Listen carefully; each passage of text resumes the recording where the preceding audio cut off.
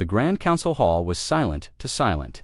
Hundreds of alien leaders sat on floating platforms, eyes fixed on the center stage. Today was supposed to be about peace between Earth and the Arkle Empire. Instead, the air felt sharp. A tall Arkle warrior stepped forward. His armor was gold and black. His face was hard and cruel. He walked straight up to the human soldier, standing still beside Earth's ambassador. Without warning, the alien raised his hand and slapped the human. Across the face, gasps filled the chamber. The human didn't fall. He didn't speak. He simply looked up and then crack. In one fluid motion, the human struck back. His fist moved like lightning. The alien's skull shattered. He dropped to the floor, lifeless. For 2 seconds, no one moved. Then the council burst into shouts. Some screamed, "Murder!" Others stared in cold silence. The human was Commander Ruka, Navy SEAL, with eyes like stone. He didn't flinch. Earth's ambassador stepped forward and said one thing. That was a warning. Far above them, hidden deep in space, something ancient awakened. Something that remembered the name human, and it did not smile. The council chamber was in chaos. Alien voices shouted over each other. Anger, fear, and confusion filled the air. The Arkle delegate pounded his fist on the table. Commander Rook must be handed over. He killed our warrior in cold blood. Lights flickered above. Tension was high. Earth's ambassador stood calmly, his face unreadable. "Your warrior attacked first," he said. Commander Rook responded. The Arkle shouted louder. This was a peace talk, not a battlefield. The ambassador smiled coldly. "Then you shouldn't have brought a soldier with hate in his hands." Suddenly, a large screen lit up behind him. A secret recording played a security drone's footage. It showed the Arkle warrior whispering something before the slap. "You humans don't belong here. You're just animals in armor." Gasps filled the chamber again. Some alien leaders looked down, ashamed. Others looked to their neighbors, worried. The Arkle tried to protest, but Earth's ambassador spoke louder now. "We will not hand over a soldier who is defending himself," he said. "Earth stands by its warriors." Then he looked directly at the Arkle leader and added, "Try to take him, and you'll find out what we've really been preparing for." The room went silent, and deep in orbit above Earth's warship, Resolute Dawn shifted its positions, silently, as if waiting for the signal. The galaxy had seen Earth's strength before, but not like this dot. Not yet, not until now. A new meeting was called the next morning. The council chamber was quieter, now but colder. Whispers filled the air. No one was talking about Earth's ambassador anymore. Everyone was talking about Commander Rook. Who is he? Is he even fully human? How can one man kill an Arkle elite in 2 seconds? The Arkle demanded answers. If Earth refuses to hand him over, they said, then at least show us who he really is. The ambassador from Earth didn't hesitate. He tapped his wrist console. Very well. Here is Commander Rook's service file, previously classified, now public. A large screen opened. Every eye turned. Name: Commander Jack Rook. Origin: Earth, North America Unit. SEAL Black Phantom Division missions completed. 97 missions failed, 0 survival odds in hostile. Environments: 99.6% notes, human. Psychological resilience, classified as extreme. Displays non-standard behavior under pressure. Trained in alien anatomy, close quarters, combat, zero-G assassination, planetary guerrilla warfare. Silence fell. Then came the footage. Video clips showed Rook crawling through fire on a burning moon, surviving a toxic swamp for 9 days without a suit, fighting off 3 armed mercenaries with only a knife and bare hands, taking down a Varelian giant using only gravity, and timing one alien, whispered, "This is not a man. He's a weapon." Another said they trained him to kill us. Earth's ambassador let the silence hang in the air, then said, "You thought we came to beg for peace. No, we came to show you what happens when peace is disrespected." The Arkle sat frozen. No more protests came that day, but far in the darkness of space, a ship moved without sound. A different kind of warrior was being prepared, one not born, but built, designed for one purpose, to kill humans, and it was coming. The skies above the council planet darkened. A shadow moved across. The stars, a massive warship, black and jagged, shaped like a predator. It didn't answer hails. It didn't request permission to enter orbit. It simply arrived. Inside the council chamber, alarms began to beep. Security bots turned their heads toward the windows. The Arkle delegate stood and smiled. "That," he said, "is justice. Earth's." Ambassador narrowed his eyes. "You brought a warship to a peace world." The Arkle's voice was cold. "You showed us your weapon," he said. "Now we'll show you ours." The screen lit up again. A live feed from inside the Arkle ship, there locked in a magnetic cage, was something massive. Not a soldier, not a machine. Something in between. 8 feet tall, black armored skin. No eyes, just sensors. Claws made of living metal. It didn't speak, but it breathed, and each breath shook the ship. "This," the Arkle delegate said, "is Korash. Grown in a lab, fed on radiation. Trained using human prisoners." The council gasped. "You used humans," someone shouted. "Only criminals," the Arkle lied. Earth's ambassador stepped forward. "Let me guess," he said. "You plan to drop it on us if we don't surrender Rook?" The Arkle smiled. "No, we'll drop it." Either way, far away aboard the Resolute Dawn, Commander Rook stood in the armory. Quiet, focused. He held a small blade, simple, clean, deadly. He checked the edge with his thumb. A voice crackled in his earpiece. "Commander, the creature is heading to the surface." Rook replied calmly. "Then I'll be waiting." The countdown had begun. But what the Arkle didn't know was this. They hadn't just created a monster, they were about to send it into a cage with something far worse, a human who already knew how to kill monsters. The arena was built beneath the council tower, a circular pit surrounded by energy shields, cameras, and guards. No weapons allowed, no help, no mercy. The council said it was for justice, but everyone knew it was a show. The Arkle wanted to prove their power. Commander Rook stood in the center, alone, no armor, just a black shirt, combat pants and boots. Calm, silent, focused.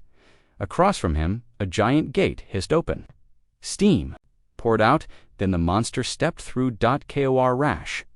It was a nightmare, taller than Rook by 2 feet, shoulders like tanks, claws like swords. Its skin shimmered like metal. Its chest glowed red, and its roar deep, unnatural, like something from a different dimension. The council watched in silence. Some eager, some horrified. Earth's ambassador folded his arms. He knew what was coming. The monster charged. Fast, too fast. Its claws slashed. Across the pit butt hit nothing. Rook had already moved. Smooth, precise. He ducked, stepped in, and slammed an elbow into the beast's throat. It staggered but didn't fall. Korash grabbed Rook by the leg and threw him across the arena. The council gasped. Rook hit the wall, but he stood again, bleeding, smiling. Round 2, Korash lunged. Rook ran straight toward it. At the last second, he slid under the beast, grabbed its leg, and twisted hard. Bones cracked. The monster screamed. Rook climbed its back like a ghost, hit pressure points only humans had studied. He slammed his elbow into its neck again. Again. Then he pulled a thin, hidden blade from his boot. The audience shouted in shock. With one clean move, he drove the blade deep into the base of the monster's skull. Korash dropped. Hard. Dead. The arena went silent. Rook stood over the body, breathing slowly. Then he looked straight at the Arkle delegate watching from above. No words, just a stare, a promise, and a warning. Far above, in a dark chamber. A new voice spoke, one that hadn't spoken in centuries. The humans are ready. The body of Korash was cold. Council medics and scientists rushed into the arena. The dead monster. Broken bones, shattered spine, brain damage. Clean, surgical kill. But one question echoed in every chamber. How did a human do this? Inside the council's science wing, 3 top xenobiologists gathered around Commander Rook's medical scan. He had allowed them to examine him under strict conditions. They expected muscle. They expected scars. They did not expect what they found. First, his body. Every muscle fiber was dense, perfectly conditioned. His bones were stronger than steel, yet completely natural. He had healed from over 90 major injuries, with little to no scarring. One alien whispered, "That's not evolution. That's training, and something else." Then, his brain showed deep neurocoding, strange activity in regions related to threat analysis, emotion control, and memory. Some patterns matched AI combat models. His reaction time was 0.12 seconds, faster than most machines. One scientist stepped back in fear. This man was built to kill. But not just anyone, he was trained to kill us. The council called an emergency session. Panic had begun to spread. Rumors flew. Earth is creating super soldiers. They have an army of rooks. They sent one to a peace talk. What happens when they send 100? The Arkle were silent now. Their weapon had failed. Their pride was broken, and their enemy was just getting started. Meanwhile, aboard the Resolute Dawn, Earth's ambassador stood before a secure communication terminal. A voice spoke through static. Operation Shattervile has begun. Prepare, Phase 2. The ambassador replied calmly. The council thinks this is about one soldier. He looked out the window. Earth's fleet waited in the void-arc, quiet, invisible. Let them keep thinking that. Night fell on the council planet. Most of the delegates were still awake, arguing, whispering, afraid. But inside the human embassy, all was still, quiet, calm. Commander Rook sat alone in his dark room. No lights, no armor, just silence. He didn't sleep. He listened. Then he heard it, a breath, not his. The ceiling vent slid open. A shadow dropped silently to the floor. Claws extended, blades gleamed. It crept forward step by step, toward Rook's bed. The figure raised its knife ready to strike, but the bed was empty. Clicked a small light. Turned on, Rook stood behind the assassin, holding a pistol and a stun stick. His voice was calm. "You're 3 seconds to slow." Before the assassin could move, Rook stunned him in the back of the neck. The body dropped like a stone. Later, alarms blared in the embassy. Council guards rushed in. Earth's ambassador arrived. Rook handed them the unconscious attacker. The guards scanned the body. The symbol on its neck made everyone freeze. A mark of the Varnock Syndicate, a criminal race officially banned from the council. Someone had smuggled an assassin into the peace. Someone wanted Rook dead. The council met again now in fear. How did the Varnock get in? Who gave the order? Was it the Arkle or someone else? Earth's ambassador stood and said, "You're afraid of one human. Now imagine if we weren't trying to be peaceful." He stared at every delegate, then added, "This is not about justice anymore. This is about survival. Yours." Back aboard the Resolute Dawn, Commander Rook opened a small case. Inside was a single item, a black coin with no markings. He pressed it once, somewhere far away. A beacon came online. Earth. It wasn't going to wait forever. And now, someone had just given them a reason not to. The council chamber was locked. No press, no recordings, no humans. Only leaders from 100 alien races, most of them angry, confused, or scared. A tall general from the Varnari stood up and slammed, his fist on the table. "This has gone too far," he shouted. Earth refuses orders. Their soldier kills a warrior. An assassin ends up dead in their hands. And now, they threaten us. Another delegate replied, that assassin wasn't human. Earth didn't start this. The Varnari general's eyes glowed red. They don't need to start it. They'll finish it. He activated a hologram above the table. It showed disturbing reports. Earth's military bases had been expanding in silence. Training programs designed specifically for alien combat, weapons designed to pierce council-grade armor, even a rumored fleet called Ghost Wing ships that don't appear on scanners. Then the general said the words no one wanted to hear. "I propose we activate Protocol 9 and launch a preemptive strike on Earth." Gasps, shouts, shouts. Several delegates protested. Others nodded slowly. Earth is too dangerous. They're not like the others. They hide everything. They don't trust us because they know something we don't. But before they could vote, the lights cut out. Darkness filled the chamber. Emergency lights flickered on just red glow, pulsing like a heartbeat. Security bots froze. Then every screen lit up at once. A face appeared. Commander Rook, he looked straight into every camera.com, cold. "Watching you hold secret votes to decide if Earth lives or dies," he said. "So we'll make it simple." Behind him, warships floated in space. Silent, hidden, waiting. If you choose war, you won't have time to regret it. Then the screens went black. The council sat frozen. Even the loudest voices said, nothing. One delegate finally whispered, "They're not scared of us, and that's what scares me the most." The council building was still shaking. Backup systems came online. Lights flickered back to life, but nothing felt normal anymore. Every delegate sat in silence. Commander Rook's face, his voice, his warning still echoed in their minds. Suddenly, the main chamber doors opened. Security bots rushed forward, weapons raised, but they stopped. Commander Rook walked in, alone, unarmed. His steps were slow, calm, confident, no armor, no team, just him. The council guards didn't move. No one dared. He reached the center of the room. No anger, no fear, just silence. He placed a small round device on the floor. It activated a hologram, rose up showing something the council had never seen before.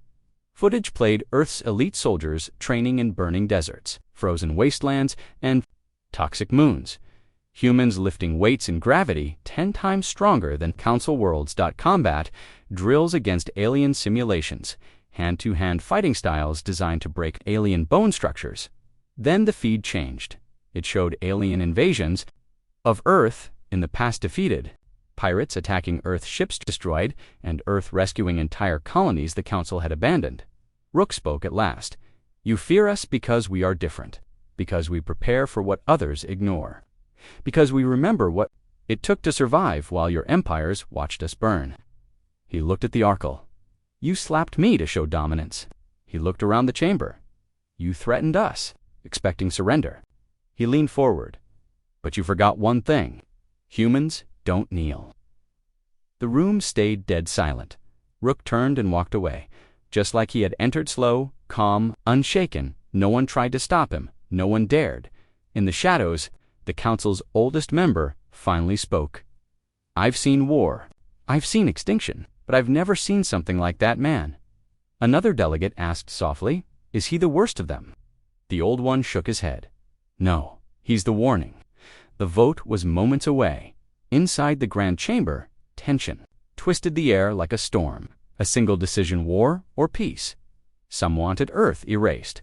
Some wanted to beg for forgiveness. But no one felt powerful anymore. Not after Rook's message, just before the vote began. An unexpected delegate stood up. Old, scarred, silent for years. General Catrex of the Dralax Dominion. A warrior so feared, his name once silenced battlefields. He looked around the room and said, 20 cycles ago, I fought humans. I led the siege of Titan Base." He paused. His voice cracked. "We outnumbered them, outgunned them. We thought they'd break. They didn't." The chamber fell still. Catrex continued. "They held the base for 49 days, in acid rain, with no food. On day 50, they broke through our lines. They could have killed us all." His eyes darkened, but they didn't. They showed mercy. He pointed to the ceiling, toward the stars. "You talk of fear? I talk of memory. You want to fight humans?" he asked. "Then I hope you've made peace with your gods." He turned and sat down. The vote began. One by one, the alien leaders chose no war, no punishment, no arrogance, only one decision: respect Earth or risk extinction. Commander Ruok left the chamber without speaking. He boarded the Resolute Dawn, now joined by 6 more Earth ships, black, silent, unseen until now. They jumped to lightspeed and disappeared into the stars. Some say Rook returned to Earth, others say he joined Ghostwing, the elite unit. No one has ever seen, but one warning was passed down, whispered across the galaxy. Never strike a human, unless you want your skull to sing.